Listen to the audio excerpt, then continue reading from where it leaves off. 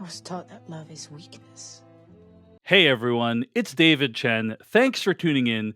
Today we got a special treat for you. I have watched the two Rebel Moon director's cuts currently streaming on Netflix. These are the movies as Zack Snyder fully intended them to be seen in rated R format. And I found one of the only people on the planet who's also watched both cuts, and I'm really excited to discuss these cuts with her. We're going to talk about what we thought of the new cuts, what we think the biggest differences are, whether we like the new cuts better, and so on. Tansy Gardam is the creator and host of the Going Rogue podcast, which covers troubled movie productions. It's available wherever podcasts can be downloaded. It's an amazing podcast. Tansy Gardam, thanks so much for chatting with me today. No, thank you for being the only other person that I can talk about this with. Yes, you are one of the only. I literally don't know anyone in my life. So the other person I know who has seen, he's only seen chapter 1, Chalice of Blood, is a friend that I forced to watch it with me. I was like, come to my house, I will cook for you, we will watch this, we can complete the journey, and he still hasn't watched part 2. He peaced out after that. That is true friendship. Yes. But yes, we have now seen both the original Rebel Moons and now Rebel Moon Director's Cut Part 1, Chalice of Blood, and Part 2, Curse of Forgiveness. So we are going to be speaking in such a way that spoils both films. But before we get to that, let's just speak about overall thoughts, and then we'll talk about spoilers and the specific differences. So overall, Tansy Gardam from the Going Rogue podcast, do you think that these are better films than the originals? I think they are better. I think a lot of people have been mistaking better for good.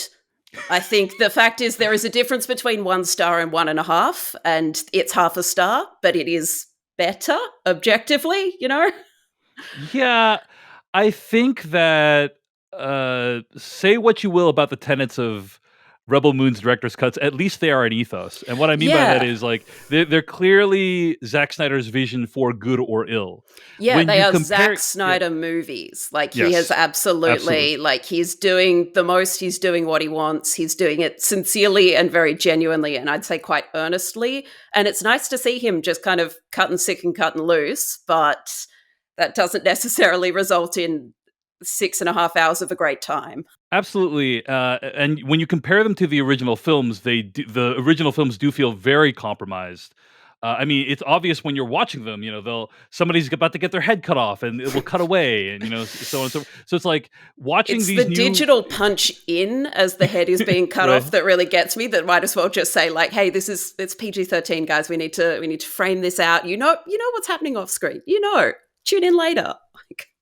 Absolutely. So, but say what you will about that. The new Rebel Moon director's cuts are rated R.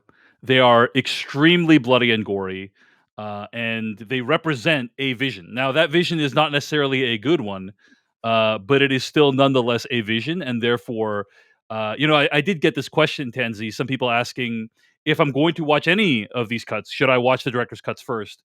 And I definitely think if you're going to watch it at all, you should watch the director's cuts. If you're only watching one, absolutely watch the director's cuts. If you are committed to watching both of them, I would say to watch the PG-13s first, if only so that you kind of know what it's right. It's starting off with the worst product, essentially. It's so that it feels like an improvement, not so that you're watching the PG-13s going, what the fuck is happening here? Why have we cut all of this backstory, all of this character development? This is actually a different guy because we haven't had all of that backstory now. Yeah. I agree. If you can only watch 6 hours worth of Rebel Moon, watch the director's cuts. But if you can watch 10 hours, start with the PG-13 cuts and move to the rated R cuts. But yeah, having said all that, I don't think they are great films, the new director's cuts. And one of the things I just want to point out before we start getting to specifics and spoilers is I think that these director's cuts, in your Going Rogue podcast, you made the point of there are some things that are director's cuts, which is how the director intended them to be seen, versus, let's say, Peter Jackson's Lord of the Rings extended editions, which are just hey, we put a bunch of additional stuff in there. Yeah, and that's not what Peter Jackson necessarily wanted you to see in the theater. But it's hey, we shot 5 hours of stuff per movie. We're just going to throw it all in there. this feels a lot more like Rebel Moon's extended edition than it feels like a director's cut, because essentially, I would say most of the stuff they cut, I understand why they cut it, right? Like that's my opinion. Yes and no, because there is like quite a bit of stuff that they cut where I really feel like it wouldn't have tipped the rating and they should have had it in the PG-13 cut. And it is often like small character beats, just actually building this team of 7 samurai into actual people. The one that really gets me is towards the end of chapter 1, Chalice of Blood. There is a scene where like the team is mostly assembled. They're waiting for the Blood Axes, who are the legally not Skywalker twins, to decide whether or not they'll help them. And they're all sort of sitting around, and Tarak starts talking about his home world. And you realize that the only reason he's alive is because he ran, that his homeworld got absolutely obliterated. He survived because he's a coward. And it's actually like, it gives him an arc and a journey to have, because in the PG-13 cuts, it's like, here's Tarak, he's part of the team. What's he doing? Don't ask about it. He's sharpening a knife. Anyway, he's still in the movie. Like, there are very small moments, and it's only like a couple of minutes there, but it actually makes everyone feel like they've had a conversation at some point, which I don't think they do in those shorter cuts. Okay, I think I agree with you that there are definitely moments that make the movie a lot better that they put back in the director's cuts, but I don't feel like that's the majority of the stuff they put back in. I think the majority of the stuff they put back in, they cut for a reason. Like, they cut because it felt inessential to the main plot of the movie, and it does feel to me like the director's cuts are the maximalist version of these films. Like, we're just putting everything in there, and yeah, some of it's like not necessary, but like we shot it, and Zack Snyder wanted it to be in it, so it's going to be in there. But like some of it's like, yeah, I understand why they cut it, because you don't really need it. Yeah, and there's definitely there's character stuff that is solved by having more in the director's cut. There's a lot of plot stuff that is not solved by there being more. So that's one thing I wanted to say, is that some of the core issues with these movies have not been fixed. Right? Like, oh, absolutely. The director's cuts do restructure these movies, so it's not just like, hey, we're adding in a scene here and there. Like, the scenes are the movies are fundamentally restructured. In fact, I think there's an entire sequence from the second film that gets put into the first. It's into the first film, and it's so funny because when I watched it in the second film, I was like, oh, that's got some very obvious ADR at the top of the scene. Did they just shoot this in a way that it really wasn't clear how this connected to what was going on? And then, watching the director's cut, I'm like, you son of a bitch. Oh yeah. So these are like complete restructurings, but despite that, some of the core issues with Rebel Moon have not been resolved. And that's what I was looking for. I was like, hey, there's some really fundamental problems with these movies that we will discuss momentarily. And they weren't fixed in the director's cut. And so that's something that was a little bit disappointing for me. So anyway, those are overall thoughts. They're better films. I don't think they're good. I don't think they're great. But they are better, and it is worth acknowledging that. Yeah, so but it also, it then begs the question, if you watch the director's cut and it did solve all of those plot issues, if suddenly it did have like a really solid, clearly established, well thought out, like training and planning montage in part 2, if part 1 suddenly had like a really motivated reason to get the team together and everyone had sort of more energy and more drive and more purpose to be joining the mission, if it had fixed all of those problems, would you be even madder that you'd watched the PG-13 cuts? Yeah, perhaps. I mean, that's what I honestly, that would have been the best case scenario, Tansy, is we watch these director's cuts, and then the thing that we can accuse this movie of is, oh, you botched the rollout. Which, to be fair, I think they really did botch the rollout. Oh, regardless, yeah. Regardless. But it's like, but then that's like the biggest crime, was they botched the rollout. Instead, the biggest crime now is, I have spent 10 hours of my life watching 10 and a half. Don't forget that it's actually 10 and a half. I've spent 10 and a half hours of my life watching 4 not very good movies. So let's get into it. Let's talk about the big differences between the director's cuts and the original cuts. We're going to spoil all 4 cuts. Tansy in her podcast said, hey, we're going to try to distinguish between the original cuts and the new cuts, but like, if we fail, sorry about that. Like, we might just say it's in part 2 of Rebel Moon, and it might refer to either one, because many scenes are the same in both. Huge amount of crossover. Okay, so let's talk about, I'm going to list a few things, like a few of the biggest changes that I thought were notable, right? and reflect on like how well they worked. The biggest change to both of these movies, in my opinion, is the opening scene of the first Rebel Moon is completely different than the original films, right?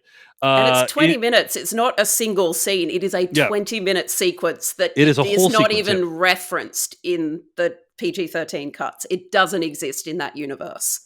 So what happens is the Basilius is attacking a planet that's protected Devra and Darien Bloodaxe. And they because they have harbored Devra and Darien Bloodaxe, they have helped to destroy Imperial assets.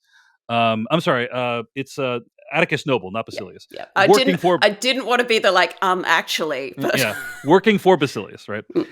Anyway, Atticus Noble makes the boy from the main family cave his dad's head in. And then he says, like, hey, if you kill your dad, we're going to spare the rest of your family. And so he kills his dad. He makes him kill his dad. And then Atticus Noble kills the family anyway. And it is incredibly gruesome. This guy, the boy you learn is Aris, right? Bashes his dad's head in, and Atticus Noble gets on the ground and like lifts up the brains of his dad, the bits of brain, psychoanalyzing the bits of brain, like he's reading entrails and memories out of them. Like it's gruesome. Yeah, it's gruesome. It's a whole like extended action sequence, and I have to say, this was the best addition, I think, to these movies because Aris becomes the one soldier on Velt that kind of help the Imperium soldier that helps the village people. And in the original films, he just is kind of this. He has like almost no lines. Yeah, and he's very much framed in that original cut. Is he gets like a little close up as the soldiers are all arriving on Velt, and that close up is noticing Cora's friend Sam, and it is very much vibed as like, that's a pretty girl. And then later, Sam is attacked by the other soldiers, and it reads as like, I don't want to see the pretty girl that I've made eye contact with get hurt. And it's a completely different meaning in the director's cut. Exactly. So in the director's cut, this character Aris, he actually has motivation to resist the Imperium, and his relationship with the girl's name is Sam, right? Yeah. They actually like have a relationship that develops throughout the course of the film. Yeah, and they essentially get a B plot in the director's cut of part one, is that instead of just following Cora and Gunnar, which is Sofia Boutella and Michael Kiesman, as they're collecting their 7 samurai, which is what the PG-13 cut does. In the director's cut, you are cutting back to Sam and Aris on Velt trying to prepare for the invasion. Like, it is a completely different structural film. Absolutely. And I think by far this was the best addition because in the originals, it's like Aris just decides. And here he has a whole backstory. You understand why he would want to resist the Imperium. You're actually kind of rooting for him much more in this version of the film, in the new director's cuts of the film. So that's like a huge, big difference. Of course, right away, the tone of the new films is set with this opening sequence. There's naked women being branded. Which I'm not a fan of, honestly. I think that scene in particular reads as like, hey, you've come to the R-rated cut. We've got nudity. We've got violence. We are combining them. It almost feels like a bit of a screw you to the audience, being like, hey, you wanted R-rated nudity? You wanted R-rated violence? Well, here's both of them, and it is uncomfortable to watch. Yeah. So it's really, really intense. And he's kind of setting the tone, like, "Hey, like, better get on board for this, because if not, if you don't like this, you're not going to like the rest of the 6 hours of movie." Yeah, and like by having that opening sequence, like again, it is 20 minutes. It's not a short sequence, but in the PG-13 cuts, you open on Velt with Cora after a very like opening crawl style monologue voiceover. And Admiral Atticus Noble just arrives, and he's framed very like, here comes the bad guy. In the director's cut, you've already seen this guy get a kid to beat his own dad to death. And then when he arrives on Velt, you have much more of a context for like, this is the bad guy. You know what he's about to do. You know what he's capable of. And he does a very similar thing where he kills the village leader, beats his head in with a sacred femur bone or something similar. And within that scene, though, there is a cutaway to Aris, who is there, who has been conscripted into the Imperium army. So yeah, like there is just so much more meaning to particularly the first kind of half hour of what was the PG-13 cuts. I think it extends to about the first 45 minutes of the director's cut. But yeah, everything reads very differently because you've had this very brutal, I'd argue slightly too long opening sequence, but it does completely change the tone of the entire film. Yeah, and by far, this is the thing that I think they should have included in the like. They could have figured out a way to do a PG-13 version of this and put it in the original cuts. Crunch it down to 5 minutes. Like, I think there is a version of that is much quicker, that is punchier, that is almost impressionistic, that still gets that meaning across, and that, you know, it's Princess Leia giving the plans to R2-D2. It's actually crucial setup for what the story is going to become, because Darth Vader is introduced in that scene. Yeah. I think it's worthwhile to kind of take a little side tangent here and mention that both the director's cuts are quite a bit more violent and bloodier than the PG-13 cuts. Sometimes, and honestly, frequently feels gratuitous, I would say. Now, sometimes, like, basically, the laser guns that they shoot, they basically shoot holes through people's bodies, or they sort burn, of turn people into water balloons full of blood, is how I would describe it. It's very like slow-mo guys, like, you know, arcs of blood just glooping out together. It's excessive, and I understand that that's often the point. It looks silly after a while. Yeah, sometimes it looks cool, but like a lot of the times it just feels, oh yeah, they use the After Effects plugin for blood. It's so Video Copilot coded. Yeah, it doesn't like it looks like what it is, which is they clearly just added it in post. Yeah, but there's also like a hint. Yeah, go ahead. I was going to say I watched part of it on my phone because I was on a flight, and then I did watch it on. I have a projector, so that screen probably comes out at like 3-4 meters across. On a larger screen, those visual effects look substantially worse. They look much more like they've been added in post with some After Effects tutorials. Yeah, which is what they are. And they really don't stand up to the larger, which kind of goes against Zack Snyder's whole big screen IMAX kind of vision. Yeah. And I think like a lot of it does come off as cruel to me. You know, I would say, I'll just list a couple of examples. So in the original film, Corey Stoll is the head of the village leader Sindri. Yep, our beloved patriarch. I think he is called the patriarch of the village. And he is murdered by Atticus Noble in one of the opening scenes. The same thing happens in the director's cut, and what happens in both cuts is. And what I would do is I would click back and forth between like the director's cuts and the original to compare them. And that's a great chance to have a look at the difference in grade too. Like the color grade is very different. Yeah, we'll get to that. So Sindri dies, and then his wife rushes to his side. And in the original cut, one of them takes like a lightsaber and slashes her, and she collapses and dies. In the director's cut, I'm pretty sure they cut off one of her arms. Yeah, so she's sort of, as she's running, she's kind of doing that. They get her arm and then get her from behind as well, which is like, it's that same slash across the back from the PG-13 cut, but you've gotten to see an arm get cut off. So I understand if they filmed a thing of like a practical arm falling off and then they just cut away from it in the original and then now they can show it. But it's like, oh, they're just making it so that this woman suffered slightly more before she died. And it's like, it's clearly all done in post from what I can tell, right? So it's just kind of like, and it's that kind of thing where, oh, in this version they die more horribly, you know, that's kind of what it is. And I guess it's more quote unquote realistic, but that kind of sets the tone for a lot of it. Now, speaking of the tone, you were mentioning the color grade. Yes, the color grade of these director's cuts is different throughout both movies.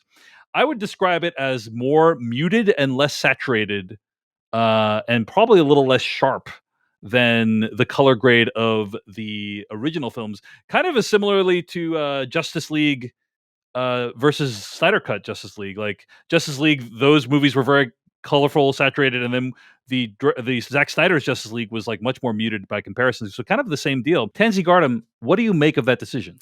I think it really, like, it does lean into what Zack often does, which is really just sort of take a lot out of the image. Like, I think he is drawn towards this almost naturalistic depiction of quite unreal environments. Like, you think about Man of Steel at the time that it was released, he joked that it was his most realistic movie and it's his Superman movie.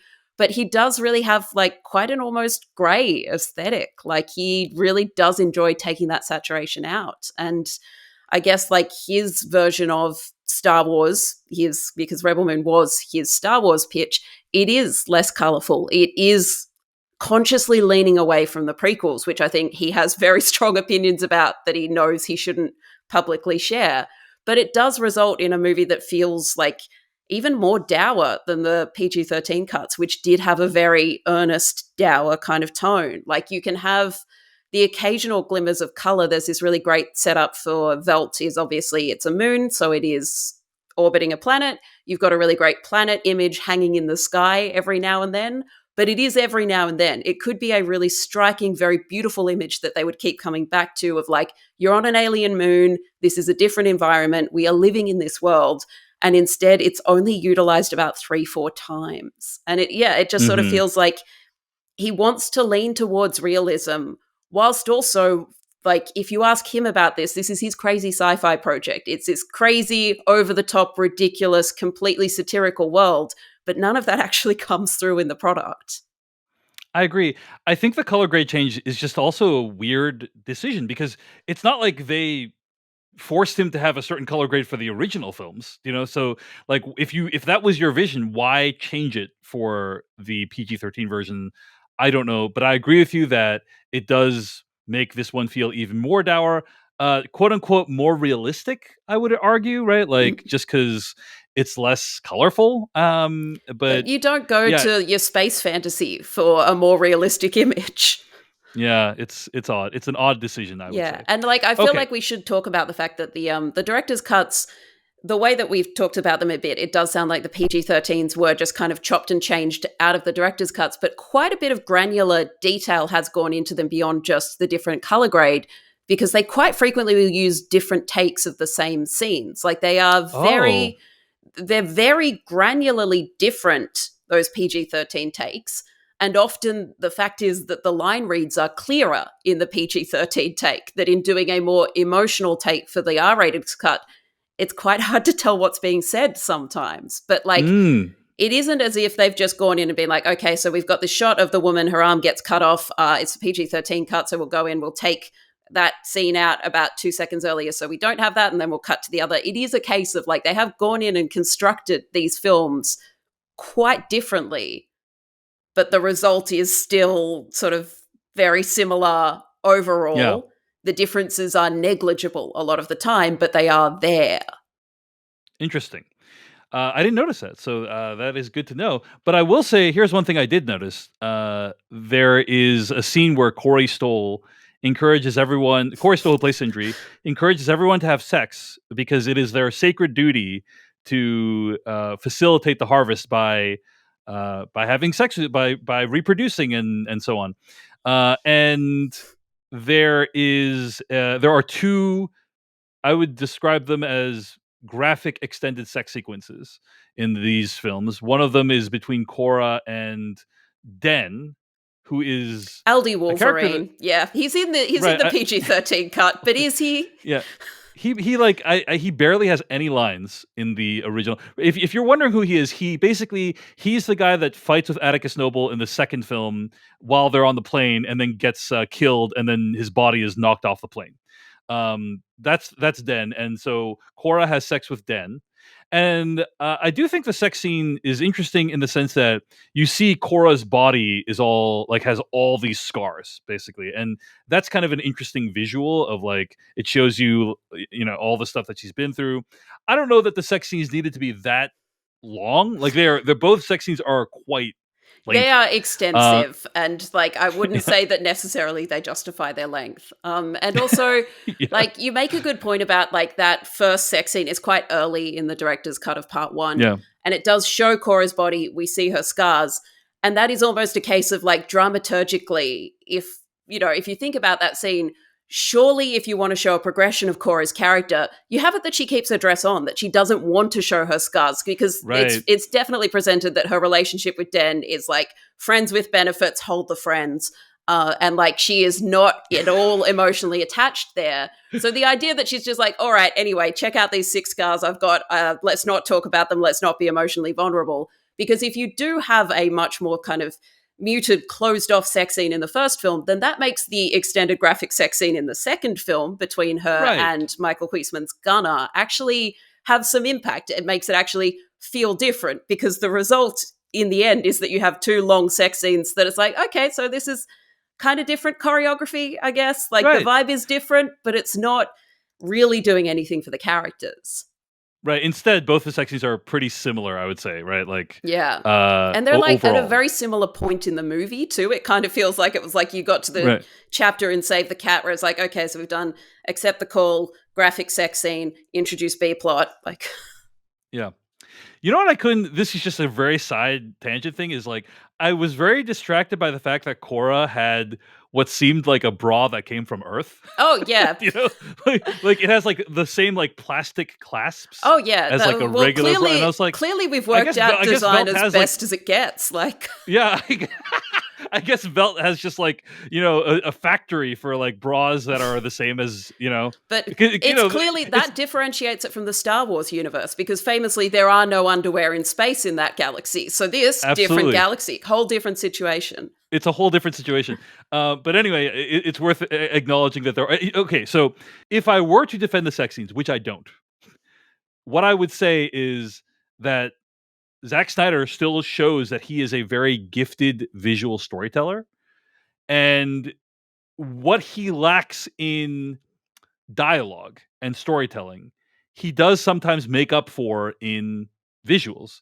And so you can imagine, like, okay, I don't know how to tell a convincing story of these people falling in love, but I am very good at filming an extended sex scene between these characters. And so, like, there is very little character development that would make you think that Korra and Gunnar should be together, but there is an extended sex scene. Yeah. And so it's like, you know, if that's the way he wants to communicate that, whatever, but like, it's basically a replacement for character development. Yeah, and it reminded me a lot of, I've obviously been watching a lot of Zack Snyder movies, including 300 with the director's commentary, and in that there is obviously also an extended sex scene. And on the director's commentary for that, Zack is very excitedly saying, yeah, we basically just choreographed this like it was a wrestling scene. I don't know how other directors do sex scenes. I'd love to talk to someone someday. And it just has this real vibe of like, hey, if anyone else wants to chat about like how they choreograph these, like what do you do with your intimacy coordinator? Like I'd love to really pick your brain over a coffee. Like it's got a really great energy of a question. Yeah. So anyway, a lot of the rest of the plot of the first film plays out very similarly. There are some differences. When Sindri gets his head caved in, there's like a close-up. You get that cave in. Like a chunk of his skull missing. You know, that gives you a sense of what these kinds of movies are.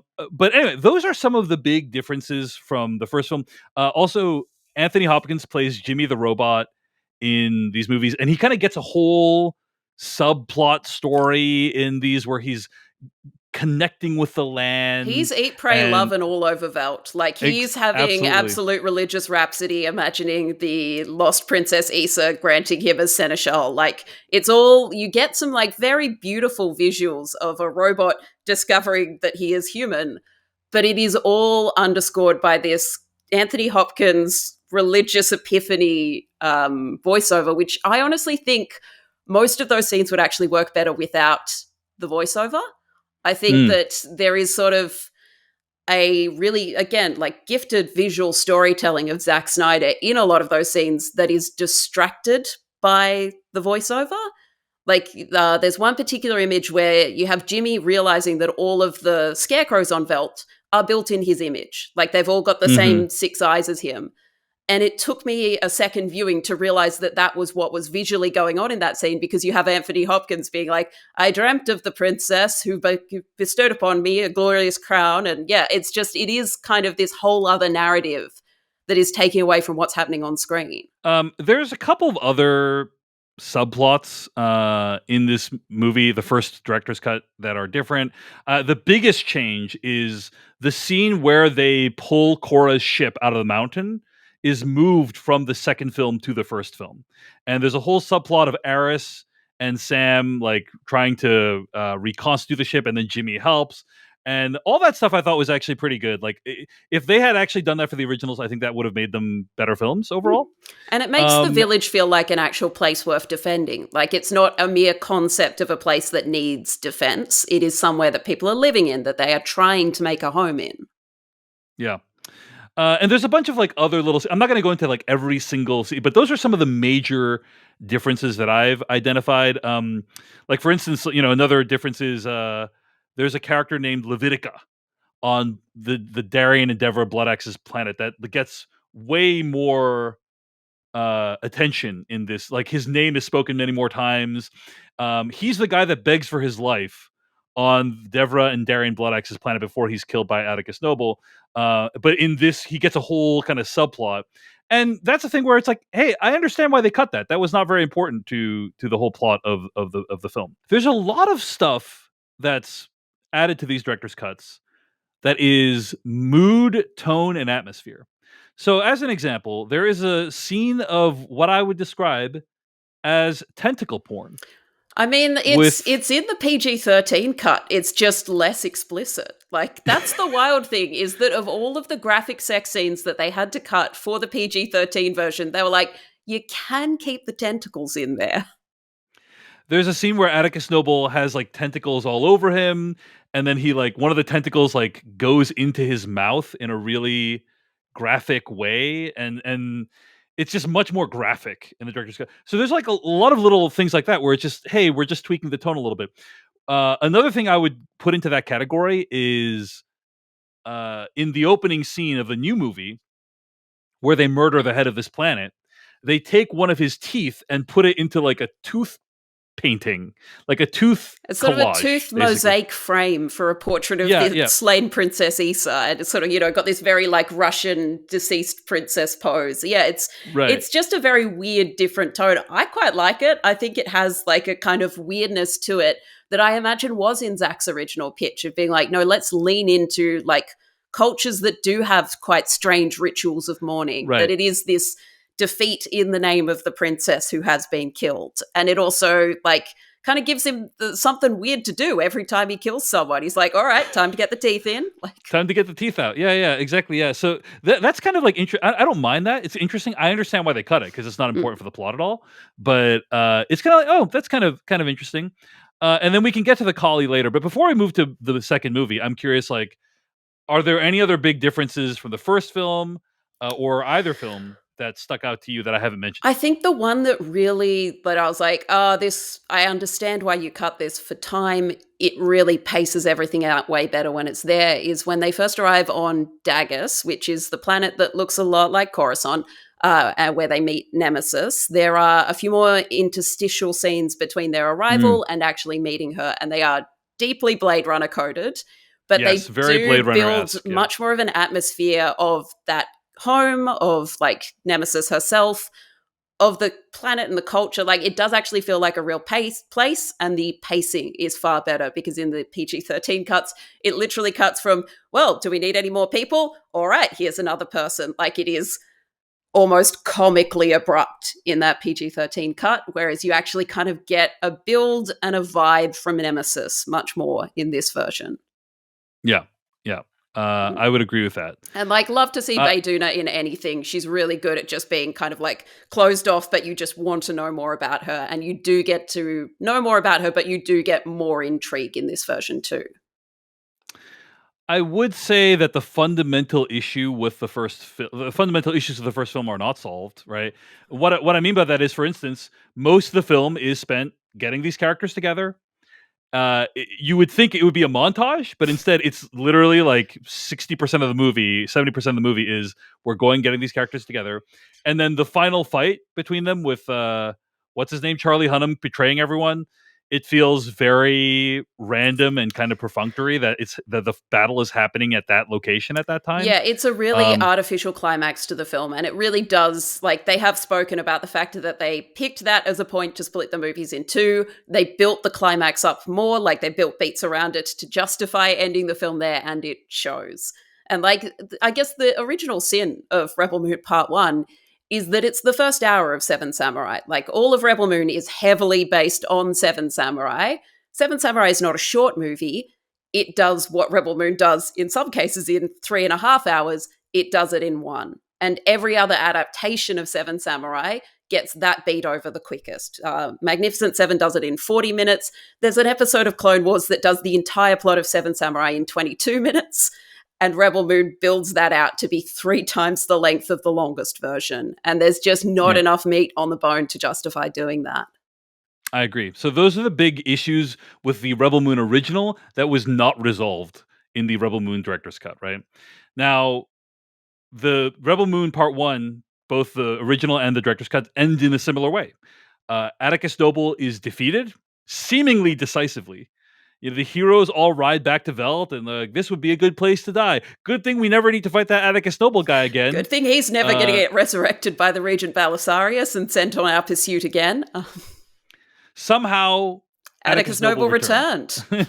Somehow Atticus Noble returned. Now, let's get to part 2, Rebel Moon Director's Cut, which is called Curse of Forgiveness.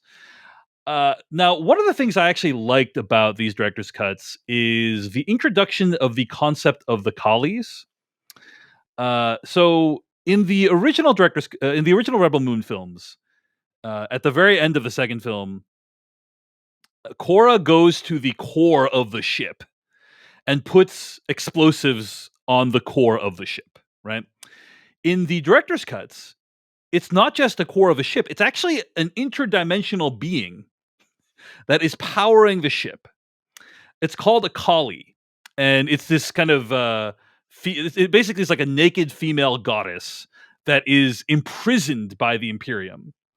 And I'm going to read here from the Rebel Moon wiki, Tansy Gardam. So the Collies were interdimensional beings that were harvested by the Mother World to power their technology.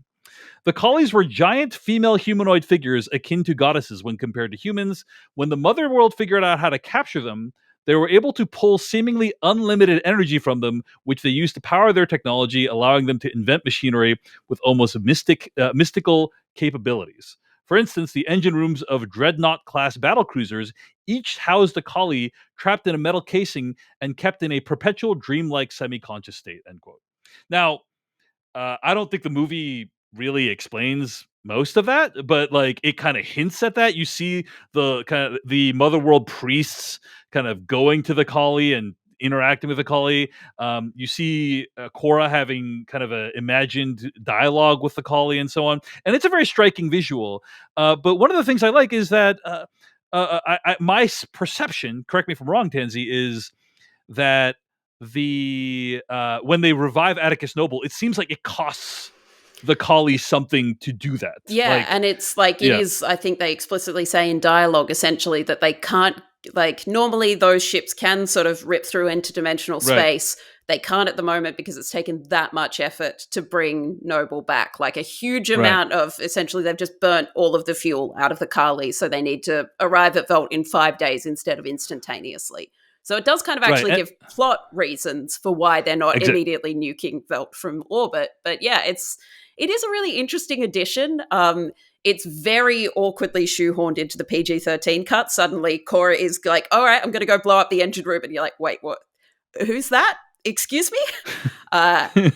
And like within the director's cut, you do get the sense that Cora herself really deeply relates to the Collie, that she is also someone who has been imprisoned and reformed and had all of her energy redirected towards the Mother World's aims. And it is a bit of like, it's a mythology that doesn't feel like it's taken straight out of Star Wars, which is already a tick in this series. But yeah. I can absolutely understand why they cut it from the PG-13 version. I don't mind seeing it in the director's cut. Same. One of the reasons why I'm having this conversation with you, Tansy, why I watch these movies is because we rarely have access to both a sanitized, sort of neutered version of a film and also the director's cut, and then you can see all the narrative decisions that they made to change it. And in the case of the Collie, that's pretty interesting. But also you could very easily cut it out of the plot. Yeah, it's not essential, right? But it adds like atmosphere and mood to this whole thing in a way that could be interesting.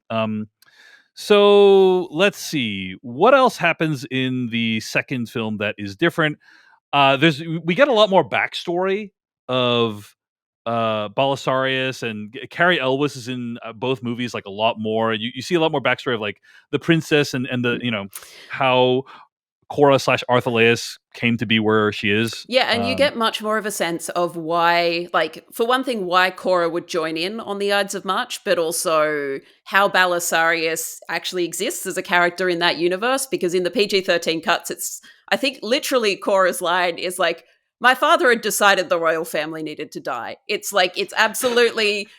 it comes in so hard on what's happening, whereas the director's cuts kind of very much frames Balisarius as becoming a politician after being a general and convincing Cora that the royal family's mission to stop doing genocides will actually cost her job, and sort of like convincing her that it is her moral right as a, you know, Motherworld citizen to exact revenge upon the royal family. And it's like, it's not exactly the most nuanced political plot, but it does kind of give a reason for her to get involved. Whereas in the director's cut, she really is just like, anyway, I shot the princess with a gun because my dad said so. Because my father told me so. Oh, yeah. But I would agree. Like the backstory does help a lot. Also, can kind of understand why that was cut, although not really, because it really does help. And it is part of a persistent Zack Snyder thing of really showing politicians as the most untrustworthy guys possible. Never trust them. That you shouldn't have power unless you achieve it through strength. Let's not dig any further into the political implications of that belief. You must only achieve strength through military might. That is the only legitimate way of having power over people. Okay. Tansy, one of the big issues I had with the original Rebels Moon is they fail on very basic screenwriting / storytelling terms, which is to say the character of Tarak, for instance, right? My third favorite guy in these movies. Like that character is introduced. It's like, oh, he is taming a gigantic bird, right? And so you think, oh, surely the climax of the movie is going to be he tames some gigantic bird and rides it into battle triumphantly. Not at all. It's completely irrelevant to anything he does. He leaves that bird on the planet where he was. It gets some revenge on an evil rancher, and then in the director's cut, you see it flying off with two halves of a corpse in its claws. Like that's the extent of the Benu's role in these films. That's it, and so that is a failed payoff for that character. Nemesis, a character whose defining characteristic is she has two lightsaber-like swords. Oh, surely she's going to fight it's going to be some completely badass fight that's going to be defining for the character and the city of Velt or whatever.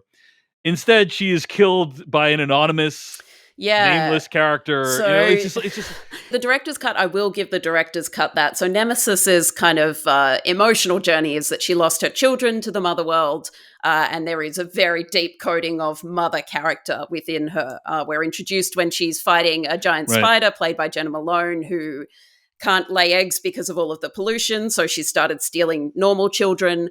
And then in part 2, when they're on Velt, Nemesis forms some kind of emotional connection with the one child in the village. So she dies saving him. And in the director's cut, I will hand it to Zack that it is kind of sick nasty that Nemesis has already been stabbed. She essentially stabs herself further to save this kid. She's partially skewered. She's going fully skewered to get through to him. And I think that's a nice touch. All right, that's fair. That's fair. I mean, I think what I don't love about it is it's still like a nameless guy. It's not like she's fighting Atticus Noble with swords or anything like that. So not even Cassius, his second in command. Like there are other guys she could have been fighting. Exactly. Yeah, she could have been fighting Cassius. Who's in the movie. Horribly Yeah. Yeah. He has way more lines in this. But anyway, those are some like core problems, I think, with the original movies that were not fixed. Yeah, and Milius is my favorite. They're elevated from essentially background extra with a couple of lines in part 1 to part of the team in part 2.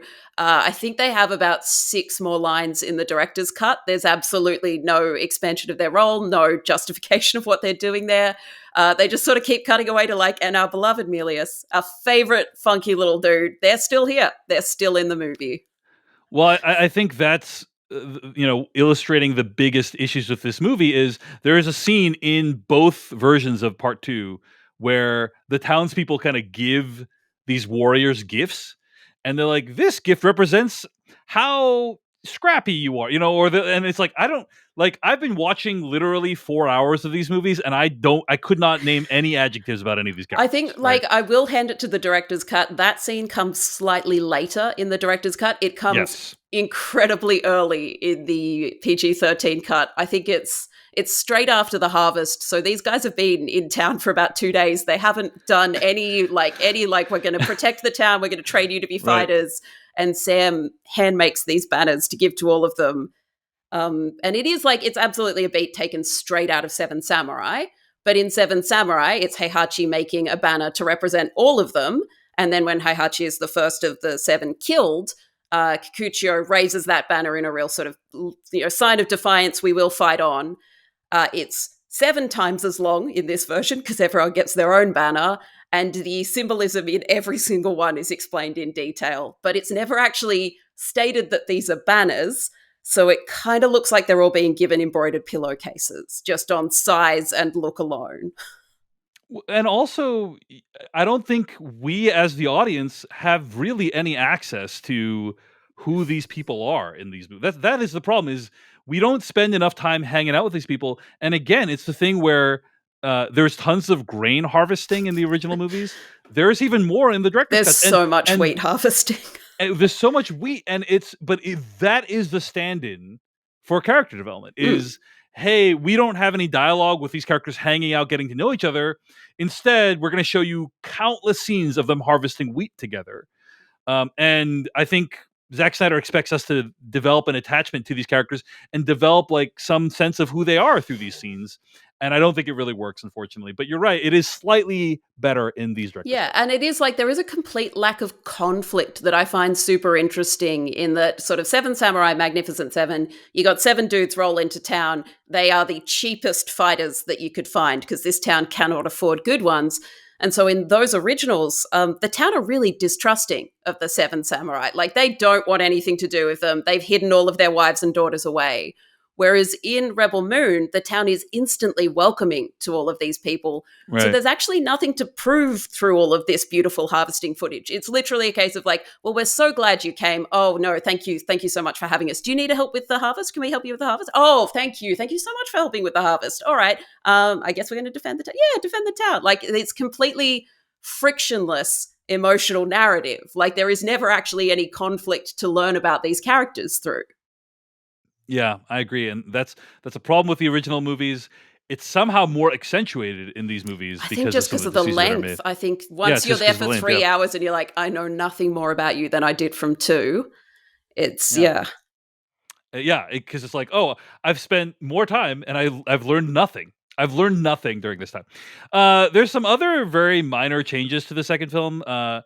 Tarek sleeps with an old lady. Yeah, MILF subplot. Wasn't seeing MILF subplot coming. Always love to see it. I think that actually not. It's more like a GILF subplot. But yeah, it actually builds out his character substantially more to just add a tiny MILF subplot. You're like, oh, I know something about Tarek now.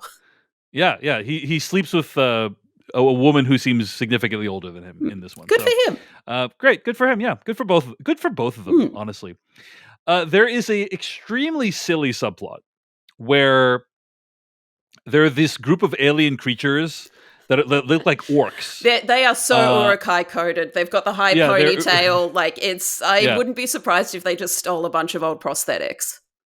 So the idea is that they are in the mountains of Velt and they are spying on Velt and observing what is going on and relaying that information back to the King's Gaze Dreadnought mothership or whatever. And there was a very funny scene that was almost like it was from The Simpsons, where the orcs are like looking down at the thing and they're like, okay, radio the information to the ship. And then you see behind them is Jimmy the robot and he's watching the orcs and he's like, like it's like, it seems like it's straight out of The Simpsons or Family Guy of like, they're being watched by the watchers are being watched themselves in a way that's very comical, I thought. Yeah. Unintentional. And it's it does sort of give a kind of slightly different flow to the narrative having those guys watching, because then Jimmy, of course, absolutely cuts sick on them. They're all out of the picture. He tells Cora about that, and suddenly the village decide we can't be just defensive. We now have to be offensive as well, which, when someone's coming to kill your entire village, I don't think you actually need another subplot to justify being offensive. I think in that case, you are actually allowed to just go full, like crack out the rocket launcher. Exactly, and so that entire subplot was cut, but that's a situation where it's like you didn't need it. That was an unnecessary addition. And like it is very funny the occasional shots from that subplot that do make it into the PG-13 cut, because they are completely reframed. Like a shot that was originally these guys watching the 7 samurai arriving in the village. They've got the binoculars. They're identifying weapons. That becomes a shot from Jimmy's POV in the PG-13 cut, and it's just a case of like, hey, remember Jimmy? He's still in this movie. Right. I mean, I will say to its credit, this does give Jimmy more. I would say the Jimmy arc. Oh, Jimmy I arc's wouldn't way describe better. it. I wouldn't describe it as satisfying, but it is significantly improved in the new director's cut, Yeah, right? and Whereas in the original, it feels super perfunctory. Like you know, 2/3 to 3/4 of that character's scenes were cut in the original so movie, he right? has, I did time it, I think it's 12 minutes of screen time between the two original PG-13 cuts. I wouldn't be surprised if it's double in this Yeah. version. But it's really not helped by he's in that place where he's given too much screen time to have a really simple emotional payoff, but you can't help just on design alone comparing him to K2SO from Rogue One, whose entire emotional arc is, I don't like this woman, I might hit her with an axe and just leave her to die, to like, she gave me a gun, you know what, we're best friends now, I will die for you. And that's a satisfying arc in that case. But this time around, it's sort of also over the top and grand that you can't pull off the arc of like, I like this woman, she gave me a gun. Right.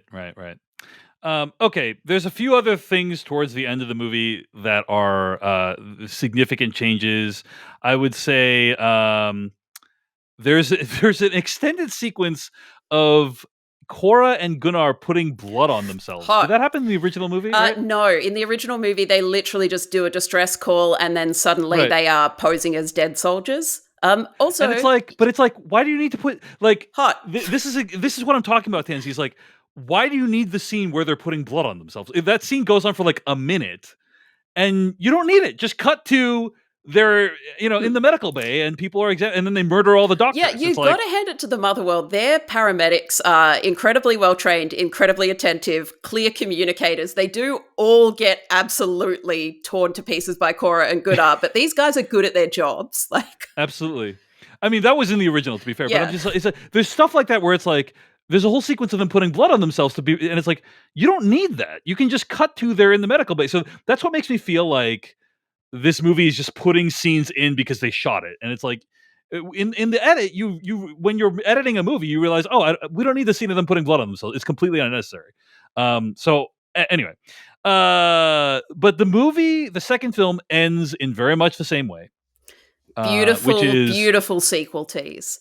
I think my favorite underwhelming films do end in a sequel tease because it suggests a degree of optimism that really you can't fault them for that. You can't fault them for coming in and being like, we're going to get another of these. We're going to get another 4, actually. I think one of the reasons I was so angry with this movie originally is it just never made any sense to me that you'd have this whole battle with Atticus Noble, then revive him at the beginning of the second film, and then have another battle with Atticus Noble. Very little character development is advanced in that way. It felt to me like the first movie should have been, we defeated Atticus Noble. Okay, the second movie is we're going after Belisarius. And I don't know why Zack Snyder did it this way. Maybe he was supremely confident this movie would be such a big hit that he'd get to make sequels where we go after Belisarius, right? Like that's, I think, what it was. But it was a huge miscalculation for a variety of business and other practical reasons that we can get into a little bit. But the fundamental issue with this second film is it's spent defeating a character we already defeated in the first movie. Right? Yeah, and he's defeated, like, I will give Ed Skrein credit. I think he does an incredible job with Atticus Noble. He just chews scenery nonstop. But in the second film, he does look unwell. Like, he looks like he has been brought back from the brink, and it wasn't a good experience. But the comparison to Star Wars is inevitable. This is kind of like if most of A New Hope was spent setting up Palpatine and the Senate and his convoluted plan to seize complete power of the Chancellorship. It is all of this world building that might pay off well down the road, that is in no way relevant to the story that's being told and is actively detracting from it, because you have to take all of this time away from the story that you're telling to tell the story you want to tell later on.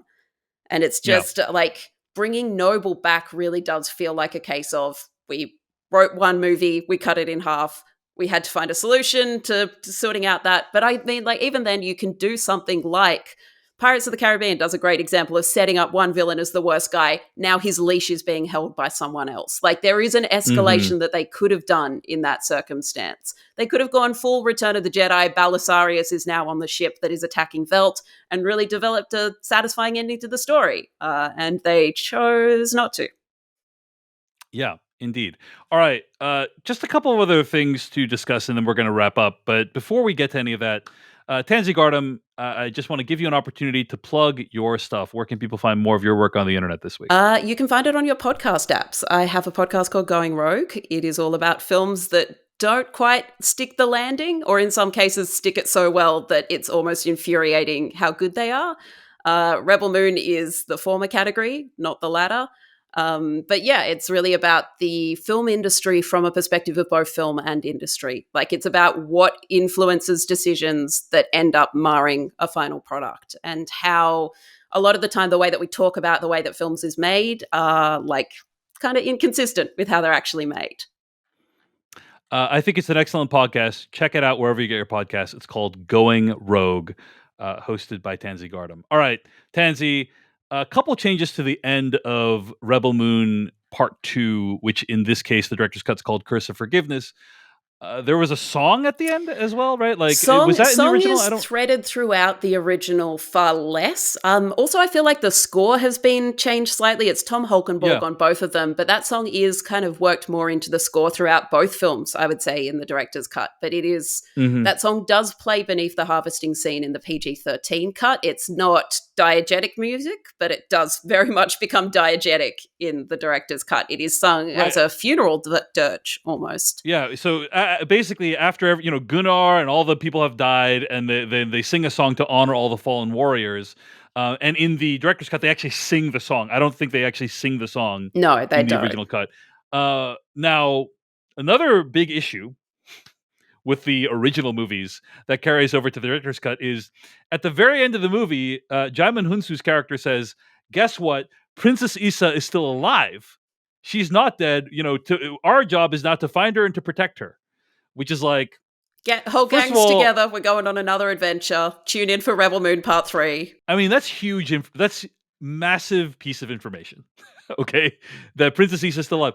When did the general find out this information? Did he know the whole time? Did he discover it during the course of the movie? Why did he not share this information with Arthur-Leus during the? What?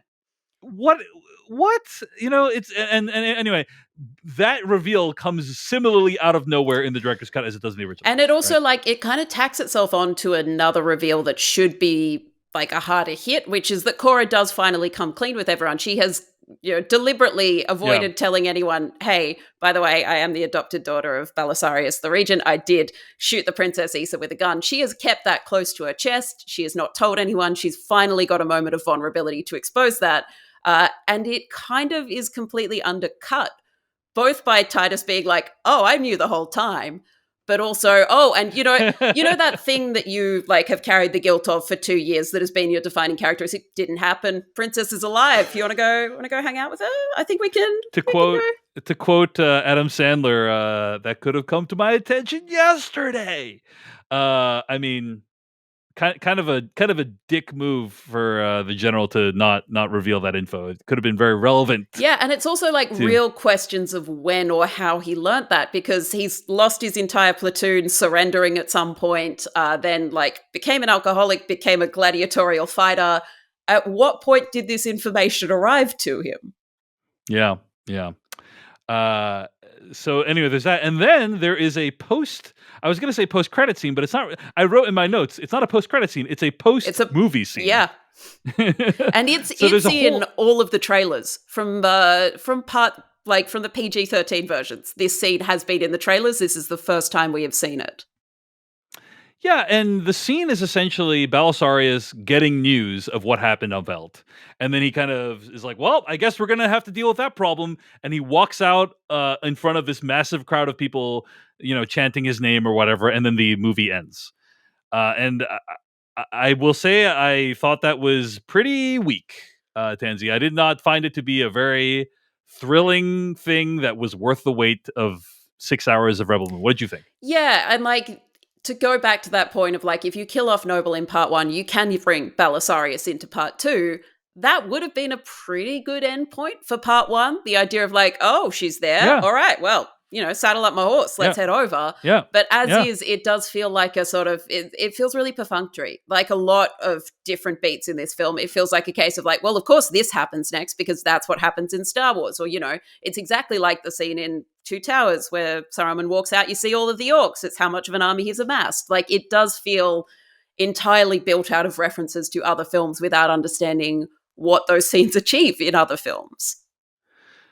Agreed completely. So as we are winding down, comparing the two films, first of all, are there any other big changes to the second film that you wanted to mention? So Korra and Gunnar do the third act of Rogue One in the third act of Part 2, which is that they infiltrate a dreadnought, they pose as Imperium soldiers, they have a completely separate mission that does not at all involve being in Velt defending the village.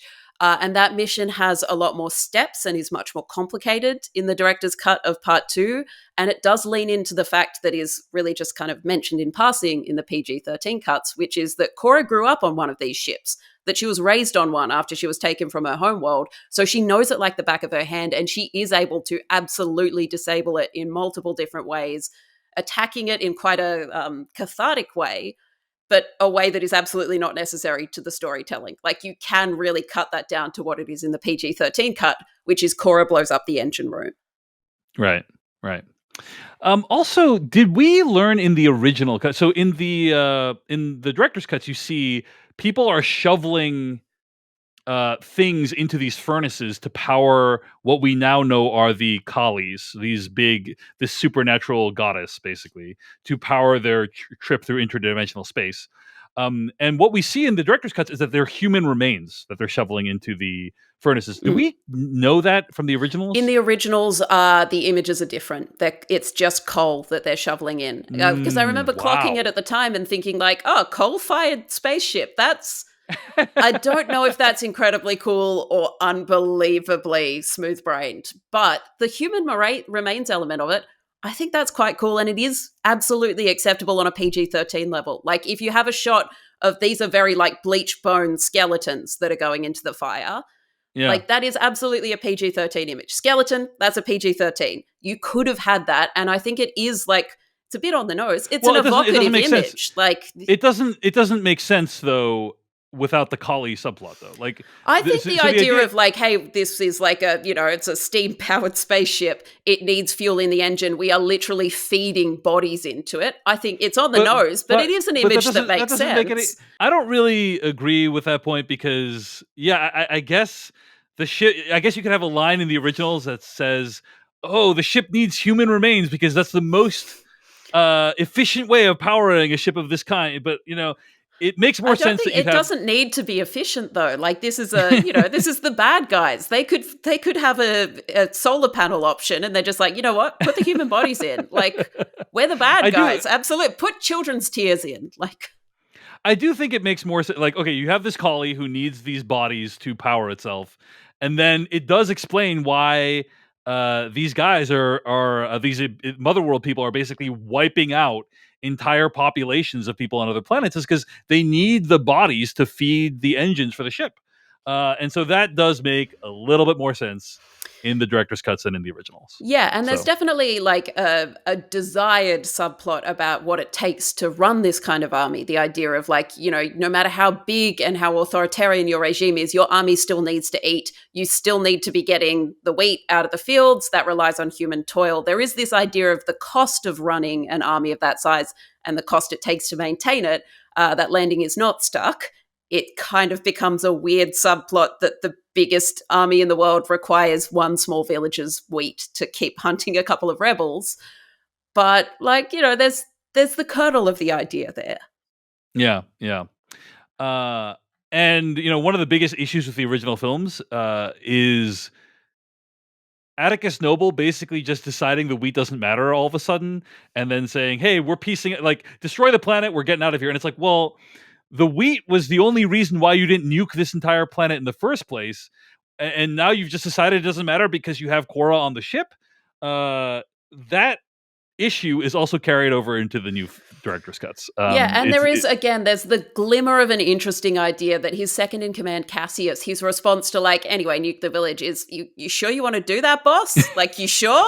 does this seem like a great idea? And like the director's cut, again, I can understand why they cut it. There's like a whole subplot about a second wave of attacks that is or isn't going to be launched. Again, absolutely can be lost. Does feel like one of those things that in the edit they were like, well, we shot it, so it's going in the movie for the director's cut. But yeah, like there is the chance to do something interesting and the absolute U-turn on that chance. Yeah. All right, as we're wrapping up, I kind of want to just share our overall thoughts and impressions on this whole exercise of watching both of these movies. And I come away with two feelings, Tansy. Feeling number one is it just feels like so much work went into these films. And specifically, like you said, Ed Skrein, I think, does a wonderful job. He's fantastic. He seems like such a nice bloke, and he's always playing Genocide Michael. Like, get him in a rom-com, give him a chance to just chill out. Like, but also Sofia Boutella, I think, worked her ass off for these movies, and I am sad that Sofia Boutella is not yet a household name because she has been at the center of major franchise films. But almost all of them, she's been at the center of the ones that you're like, Yeah, they're not great. And I think she is actually legitimate. I personally think she's legitimately good in these movies and has made a lot with very little. Yeah, I think she's doing her best. Like she's doing her best with what she's got. It's funny in these movies, in the director's cuts, there's sections where Cora is narrating her backstory, and the sections go on for way longer in the director's cuts than in the original. And I just imagine you're like Gunnar, you're sitting with her, and she's just been talking for like 30 minutes about her backstory, like monologuing. It would be awkward, I think. And yeah, Michael Huisman, he's discovered whole new levels of active listening face in these movies as he's sort of sitting there. Yeah. Because like any two shot, like if Cora has someone else in the shot with her, it's always Gunnar. Cora does a lot of talking. Gunnar does a lot of... Yeah. If there's an audio version of this, I don't know. Tansy, good luck. Tansy is nodding very thoughtfully. But so that's one reaction is, oh my God. And also like all the director's cuts had like what seems to be countless visual effects that weren't in the original movies, and you can just tell like a lot of care went into these things, even though the fundamental storytelling issues have not been solved. The second observation I have is that I really feel, as documented in the Going Rogue podcast, I really feel like Netflix and Zack Snyder completely botched the rollout of these movies. The PG-13 versions never should have been released. And if these versions had been released, or possibly released as like a TV series, for example, then at least this show or movie would have had a shot at getting a sequel. But as is, I would be stunned if there was ever a Rebel Moon Part 3. And I think releasing compromised, shittier versions of these movies in the PG-13 format potentially cost this movie a lot of goodwill and a lot of excitement. And I think that's actually very, very sad. Yeah, it has definitely, it's that sense of goodwill that's been lost, because I think I mentioned this on Going Rogue, but I've had a couple of people who I've sort of talked to, just casually about Rebel Moon who'd seen the PG-13 cuts. I would mention that there was a director's cut coming and that there always had been. And the universal response was at best annoyance, at worst anger, that they'd bothered to watch the PG-13 cut. It was like, well, that's 4 hours of my life I'm never getting back, that Zack Snyder also thinks I probably shouldn't have wasted. Like, it is a very bizarre choice, especially from Netflix, who, as well as not being like restricted by ratings in the same way that theatrical releases are, almost all of Netflix hits have been R-rated. Like, they have made a brand out of that HBO style. We are not restricted by anything. We are going hard in on everything. You think about Orange is the New Black. That never pulled its punches. And yet they've decided to release something that is fundamentally compromised here. And also just on runtime alone, like, these are long director's cuts. They are shorter than any Netflix series. And they instead chose to release two 2-hour movies. It's a bizarre choice that I personally can't entirely entertain the idea that it was done solely to kind of recreate a Snyder cut. I can absolutely understand how that theory has taken hold. Well, yeah, it feels like somebody observed what happened with the release of the Snyder Cut movement and said, "Let's do one of those." Right? In marketing, there's this concept called grassroots marketing, where like, oh, it's the people passing the word on from word of mouth, from person to person, that generates the excitement. And there's the opposite of that. It's called astroturfing. It's when you try to generate excitement in non-organic ways, right? It's the opposite of grassroots. This feels like an attempt at an astroturfing campaign where they're like, hey, we're going to release these shitty, compromised versions of these movies, and then like the fans are going to demand that we release the R-rated cut. They're going to be beating a path to our door to release these R-rated cuts, and of course, that never happened. See, I almost feel like I wouldn't necessarily go to astroturfing. What it reminds me of was when they released the trailer of the Sonic the Hedgehog movie with the horrifying devil creature Sonic, and everyone said, oh God. And the company were like, okay, we've fixed it. And it feels closer to that, except that the plan was always to make Sonic normal. They just decided to put that first trailer out just to vibe it out, just to see how people are feeling. I guess, but like I think even in that situation, right? So I guess in your analogy, Tansy, people would say, "Hey," like the people would respond and say, "Hey, like release the R-rated cuts because this was so shitty." But it wasn't done with an intentional idea of like, oh, we're going to release the PG-13 cuts, and everyone will be like, "Oh, you got a better one in the tank there, Chief." I don't think that was the intention, but I think the response was still that. Yeah, and as a result, I think this franchise is in a no man's land right now. I mean, Zack has started writing part 3. Apparently, they've got plans for up to part 6, but I went into this on the podcast. They've changed leadership at Netflix. There's been a significant shift in who's in charge of original films, and I honestly can't see any more Rebel Moons happening. I would feel the same way. Scott Stuber used to be the head of film, and he left, and now it's Dan Lin, and the mandate is reining in costs. Yep, it's mid-budget, it's higher quality. That doesn't seem to fit Rebel Moon coming or going. And at the end of the day, it feels very tragic to me because I think that like you see hundreds, if not thousands of people put in work into these movies. And at the end of the day, what we are left with is, I guess, like 2 okay director's cuts that tell an incomplete story. Not very many directors are given $190 million or $180 million, however much it was, near $200 million to make 2 movies and 2 director's cuts. Like that's just very rare in the industry to receive that responsibility and also privilege. And on an original project too. And on an original project. Not be given a franchise, to be given essentially free reign for your original idea. That is unbelievably rare these days. Yes, and that is an opportunity to tell a complete story, which you have ample opportunity to. Zack Snyder chose not to tell that complete story. So we're left with just kind of, at best, half a story, maybe even less than that, that is not only occasionally baffling, but also completely unsatisfying. And I feel like the storytelling did not honor the work that these people put into this movie. And all the the cast, the crew, the production designers, the artists, the set dresser, like all the people, it's just like so much work went into these movies. And it's just like, at the end of the day, it's at best half a movie. And that's a huge bummer.